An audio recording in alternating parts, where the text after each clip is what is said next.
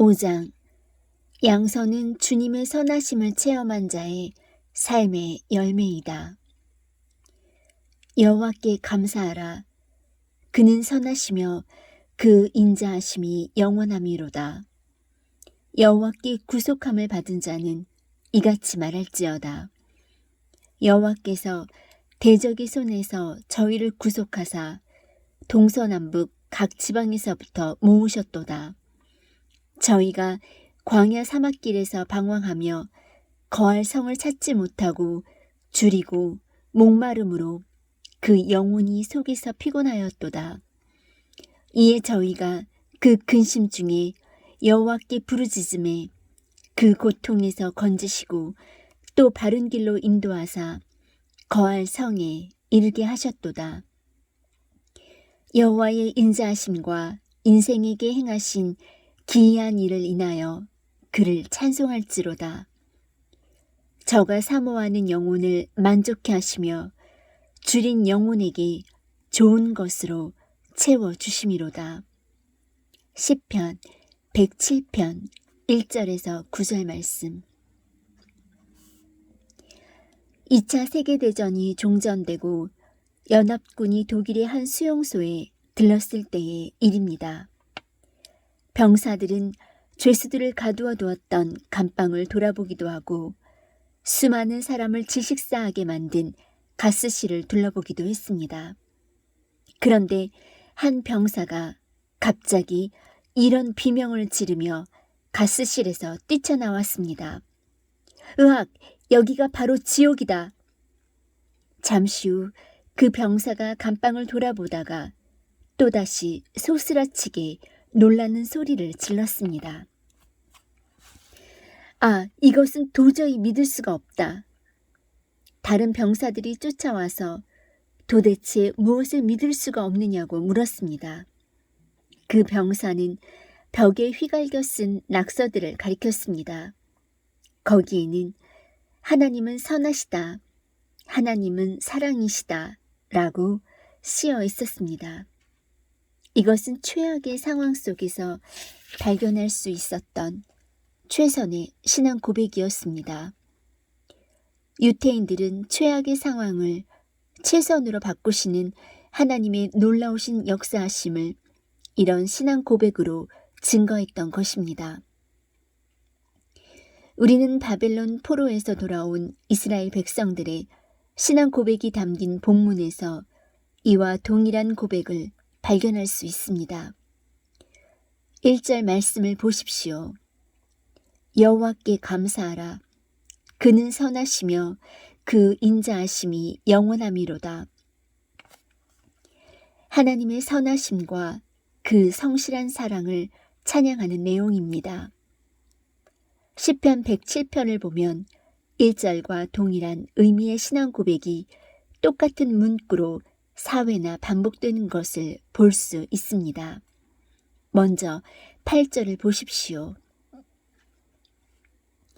여호와의 인자하심과 인생에게 행하신 기이한 일을 인하여 그를 찬송할지로다. 이와 똑같은 말씀이 15절, 21절, 31절에 나옵니다. 시편 107편은 바로 이 고백을 중심으로 크게 4개의 문단으로 나뉘어집니다.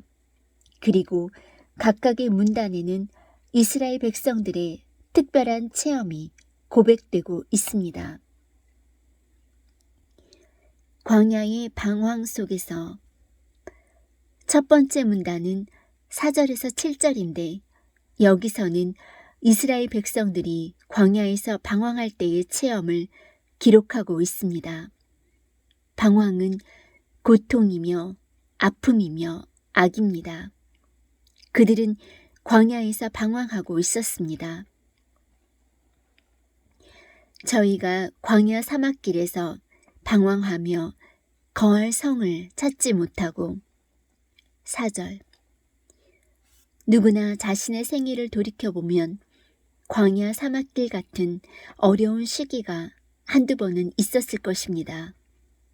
혹 어떤 사람은 지금 그런 시기를 보내고 있을지도 모릅니다. 직업을 찾아서 방황하든지, 삶의 의미를 찾아서 방황하든지, 진정한 사랑을 찾아서 방황하든지, 모양은 다양하지만 그 속에서 경험하는 고통은 동일합니다. 거할 성을 찾지 못하고 안정과 쉼이 없던 이 시기에 우리가 할 수 있는 일은 아무것도 없었습니다. 그러나 하나님을 믿기에 할 수 있는 유일한 일이 있다면 그것은 바로 엎드려 기도하는 것이었습니다. 본문 6절 말씀처럼 이 뼈저린 외로움과 고통 속에서 우리는 간절히 기도합니다. 이에 저희가 그 근심 중에 여호와께 부르짖어 기도하던 어느 순간 갑자기 우리 인생에 작은 희망의 빛이 쏟아져 들어오기 시작했습니다. 우리는 직장을 얻었고 삶의 의미를 발견했고 오랜만에 평안과 쉼을 맛보게 되었습니다. 7절 말씀처럼 마침내 우리는 성에 도착한 것입니다. 그리스도 안에서 발견한 천국의 영원한 소망과 안식, 그것은 나의 성이었습니다. 또 바른 길로 인도하사 거할 성에 이르게 하셨도다. 7절. 그렇다면 우리는 이제 이렇게 고백할 수밖에 없습니다. 여호와의 인자하심과 인생에게 행하신 기이한 일을 인하여 그를 찬송할지로다. 8절. 방황은 악이고 고통이지만 그 속에서 우리는 하나님의 선하심을 체험하고 우리에게 향하신 하나님의 기이한 일을 찬양하게 됩니다. 죄의 사슬에 매인 상황에서 두 번째 경우는 10절에서 14절에 나오는 대로 죄의 사슬에 속박되었을 때의 체험입니다. 인생을 살다 보면 어느 날 갑자기 나를 꽁꽁 붙들어 매고 있는 사슬이 있음을 발견합니다. 뛰쳐나갈 수도 없고 도무지 어쩔 줄을 모르는 지경에 빠집니다. 그것이 바로 10절의 고백입니다. 사람이 흑암과 사망의 그늘에 앉으며 곤고와 쇠사슬의 매임은, 여기에 쇠사슬이라는 단어가 나오는데 아무리 몸부림쳐봐도 끊을 수 없는 엄청난 중압감을 경험하는 순간을 나타냅니다. 우리에게 왜 사슬에 얽매이는 것과 같은 이런 상황이 닥쳤을까 생각해보면 우리 자신의 죄와 허물 때문임을 깨닫게 됩니다. 그것은 알코올 중독이나 마약 중독 혹은 섹스 중독일 수도 있고 다른 좋지 않은 습관의 중독일 수도 있습니다. 자신을 붙들어 매고 있는 이 죄악의 사슬 속에서 숨 돌릴 여유도 찾지 못하고 주저앉아 있는 우리의 모습. 그러나 그것이 바로 나의 허물로 인한 것이기에 우리는 11절 말씀처럼 하나님의 말씀을 거역하며 그분의 뜻을 멸시한 당연한 결과였다고 고백할 수밖에 없습니다. 하나님의 말씀을 거역하며 지존자의 뜻을 멸시함이라. 이제라도 우리는 자신을 낮추고 그 주님 앞에 엎드려 참회의 기도를 드립니다. 그리고 근심 중에 여호와께 부르짖습니다. 그랬더니 참으로 오랜만에 나를 붙들어 매고 있었던 이 사슬들이 풀어지는 것을 경험합니다. 그 고백이 바로 14절 말씀입니다. 흑암과 사망의 그늘에서 인도하여 내시고 그 얼군 줄을 끊으셨도다. 물론 하루아침에 그 사슬이 끊어지지 않을 수도 있습니다. 그러나 어느 날 우리는 이 사슬이 내게서 벗겨졌다는 것을 느낍니다. 참으로 오랜만에 느끼는 자유. 그것은 주님이 주신 자유입니다. 진리를 알지니 진리가 너희를 자유케 하리라. 하나님의 아들로 인해 자유를 경험한 자마다 이렇게 고백할 수밖에 없을 것입니다. 여호와의 인자하심과 인생에게 행하신 기이한 일을 인하여 그를 찬송할지로다. 나를 용서하시고 자유를 주신 하나님을 우리는 찬양할 수밖에 없습니다. 사망의 문턱에서 세 번째 문단인 16절에서 20절은 질병으로 죽게 되었을 때의 상황입니다. 인생을 살다 보면 우리 자신이 질병 때문에 고통당하기도 하고 우리 이웃이 질병으로 사경을 헤매는 경우를 보기도 합니다. 종합병원 응급실이나 중환자실 같은 곳에 가보십시오. 거기 누워있는 사람들과 얘기하다 보면 우리가 일상에서 고민하는 것들은 차라리 사치스러운 것들이라고 생각될 때가 많습니다. 그분들은 이렇게 말합니다. 목사님, 그저 음식 먹고 소화나 제대로 했으면 좋겠습니다. 몸 한 번만 더 움직여봤으면 얼마나 좋을까요? 자리에서 일어나 교회 한번 나가봤으면 소원이 없겠어요. 본문에도 이런 시편 기자의 체험이 반영되고 있습니다. 먼저 18절 말씀을 보십시오. 저희 혼이 각종 식물을 싫어하여 사망의 문에 가깝도다. 죽음이 가까웠기에 식욕조차 느끼지 못하는 것입니다. 병을 앓고 누워있는 사람이 무슨 일을 하겠습니까? 아무것도 할 수가 없습니다. 그러나 그가 하나님을 안다면 이 아픔 속에서 엎드려 기도할 수 있을 것입니다. 하나님, 살려주십시오. 고쳐주십시오. 저희가 근심 중에 부르짖었더니 드디어 기도의 응답이 찾아왔습니다.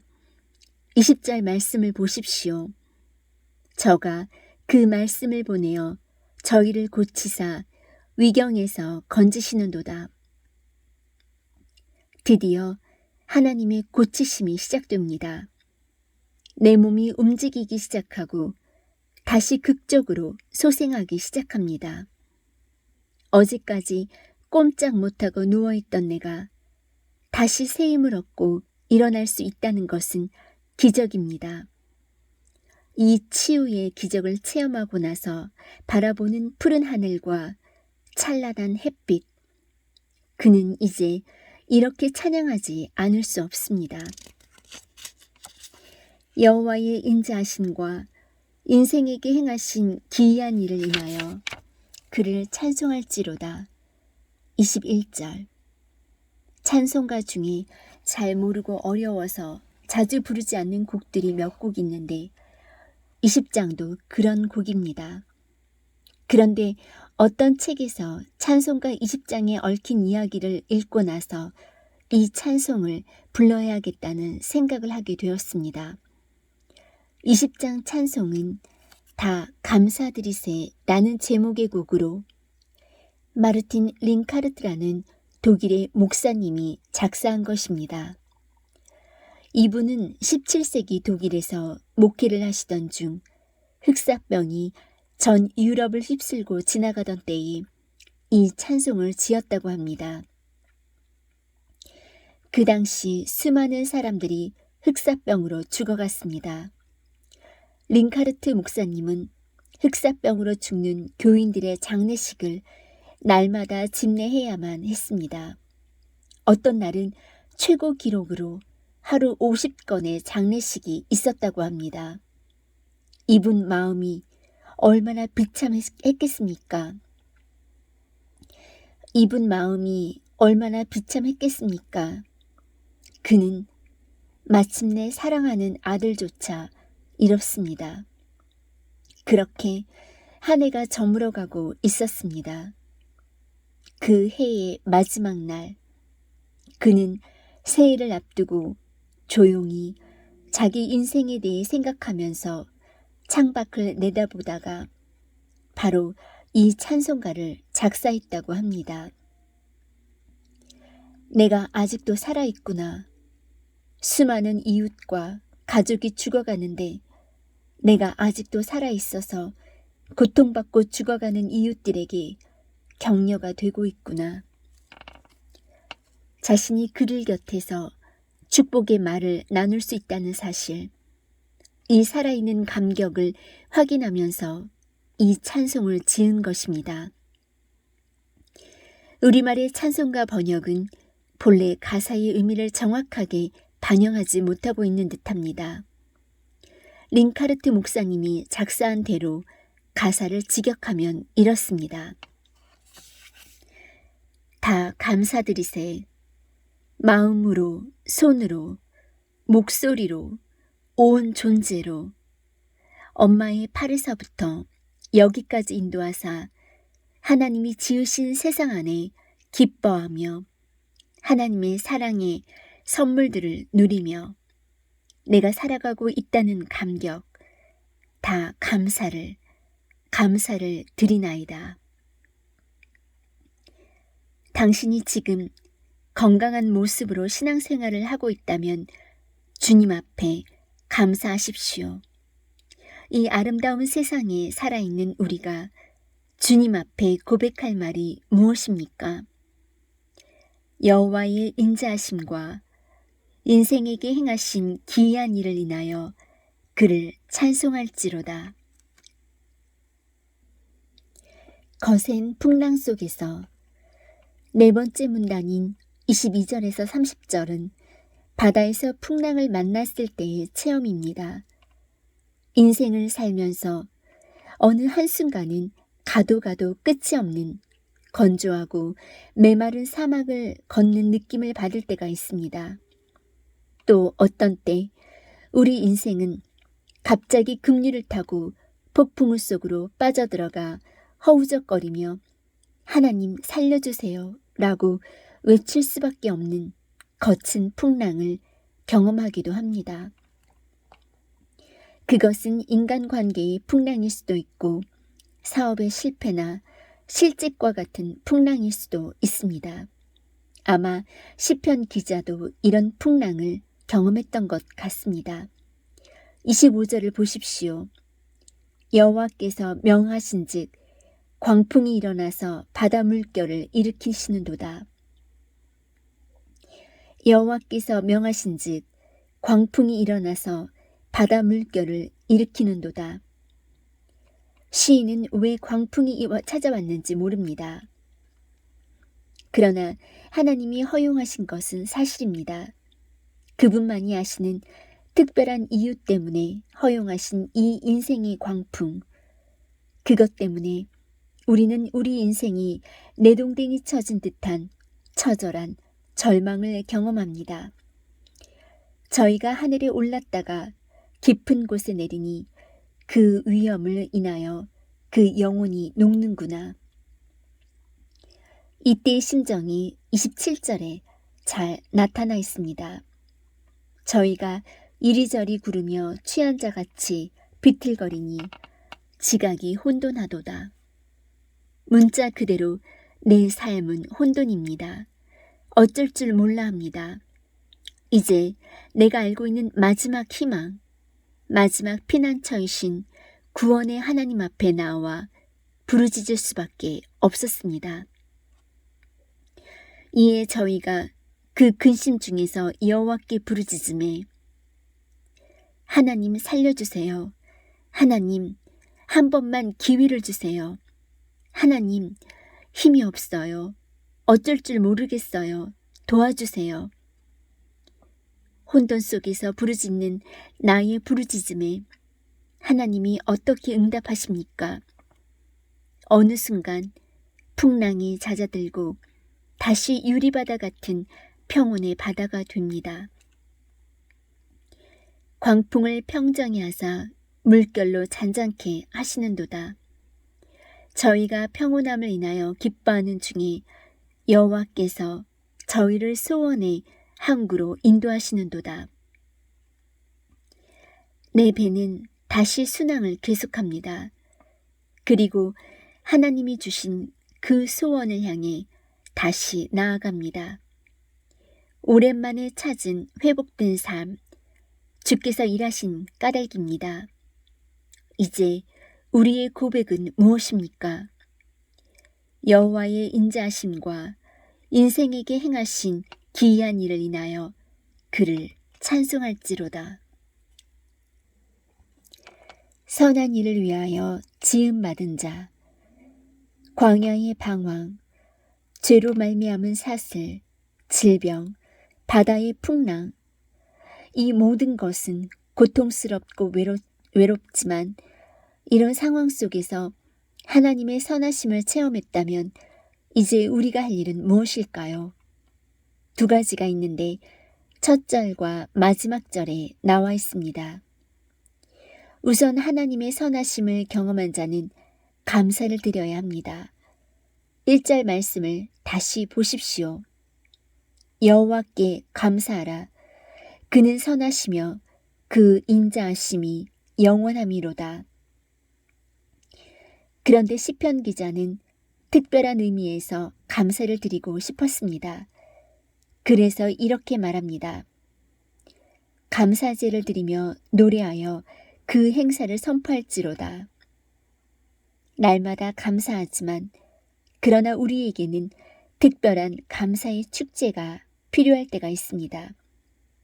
그래서 시편 기자는 예물을 준비하고 춤을 추고 찬양하면서 내 인생에 임하신 하나님의 선하심을 찬양하고 선포하는 감사의 축제를 드리고 싶어 했던 것입니다. 저는 이것이 바로 감사주일의 의미라고 생각합니다. 언제나 감사하지만 1년에 한 번 특별히 이런 감사의 축제를 열어서 우리 마음속에 벅차오르는 감사의 조건들을 헤아리며 주님 앞에 찬양하면서 고백하는 것은 얼마나 아름답습니까? 하나님은 선하세요. 그리고 하나님 감사해요. 고난 중에 하나님의 선하심을 경험한 자가 해야 할 일이 또 하나 있습니다. 우리는 이런 감사의 축제를 통해서 주님 앞에 지혜로운 한평생을 살기로 결단해야 합니다. 마지막 절을 보십시오. 지혜 있는 자들은 이 일에 주의하고 여호와의 인자하심을 깨달으리로다. 지혜로운 삶을 산다는 것은 무엇을 의미합니까? 그 앞 구절을 보면 정직한 자는 보고 기뻐하며 모든 악인은 자기 입을 봉하리로다 라고 했습니다. 악인은 입을 봉할 것입니다. 그러나 우리는 입을 봉할 수 없습니다. 하나님의 선하심을 체험했기 때문에 입을 열어 하나님의 선하심을 찬양할 수밖에 없습니다. 한 걸음 더 나아가서 우리는 하나님의 선하심을 증거하는 삶을 살아야 합니다. 어떻게 그런 삶을 살 수 있습니까? 주변을 잘 둘러보십시오. 우리가 체험한 동일한 그 길을 걸어가고 있는 이웃들이 없는지 한번 보십시오. 광야의 사막을 외롭게 걸어가는 이웃, 범죄와 죄악의 사슬 속에서 어쩔 줄 모르는 이웃, 질병 때문에 죽음의 문턱에서 고통스러워하며 바다 한복판에서 힘겨운 풍랑을 만나 혼돈 속에 있는 이웃들의 얼굴이 보이지 않습니까? 그들을 위해 기도하십시오. 그들의 손을 잡아주십시오. 그들을 격려해 주십시오. 그때 나는 하나님의 선하심을 체험한 사람으로서 선을 베푸는 사람이 될 수 있습니다. 우리가 선을 행함으로 구원을 얻을 수는 없습니다. 너희가 그 은혜를 인하여 믿음으로 말미암아 구원을 얻었나니 이것이 너희에게서 난 것이 아니요 하나님의 선물이라. 행위에서 난 것이 아니니 이는 누구든지 자랑치 못하게 함이니라. 우리의 행위를 가지고는 주님 앞에 설 수 없습니다. 그러나 이 구절은 거기에서 끝나지 않습니다. 다음 절을 보십시오. 우리는 그의 만드신 바라 그리스도 예수 안에서 선한 일을 위하여 지으심을 받은 자니 이 일은 하나님이 전에 예비하사 우리로 그 가운데서 행하게 하려 하심이니라. 이제 새롭게 지으심을 받은 우리는 하나님의 선하심을 체험한 사람으로서 선을 베풀고 나누는 사람으로 살아가야 합니다. 하나님이 우리를 바라보시며 이렇게 말씀하실 수 있도록 말입니다. 사랑하는 나의 자녀여, 내 아이야, 착하고 충성된 나의 종아. 제가 사도행전을 읽다가 새롭게 감동받은 부분이 있는데 다름 아닌 바나바는 착한 사람이요 라는 구절입니다. 저는 착한 사람이란 것을 일반적인 의미에서의 선함으로 이해했는데 여기에서 의미는 바나바가 예수 믿고 하나님의 사람이 된 후에 그가 보여주었던 아름다운 삶의 모습을 가리켜 증언한 것입니다. 바나바는 이제 정말 선한 사람이다. 성령의 열매 중 양선의 열매가 있는데 이것이 바로 선함의 열매입니다. 양선은 우리가 하나님의 선하심을 체험하고 선을 나누는 자로 인생을 살면서 하나님 앞에 드릴 수 있는 삶의 열매입니다. 당신이 지금 어떤 열악한 상황에 있든 엎드려 부르짖음으로써 선한 목자 되셔서 우리 앞길을 인도하시는 하나님의 선한 손길을 경험할 수 있기를 바랍니다. 그리하여 결국에는 그 하나님의 선하심을 찬양하고 감사하며 그 선을 나누는 자로 살기로 결단함으로써 이 양선의 열매를 주님께 드릴 수 있기를 바랍니다. 그럴 때 주님은 당신을 바라보면서 내 사랑하는 자여, 내 착하고 아름다운 자녀여 라고 말씀하실 것입니다.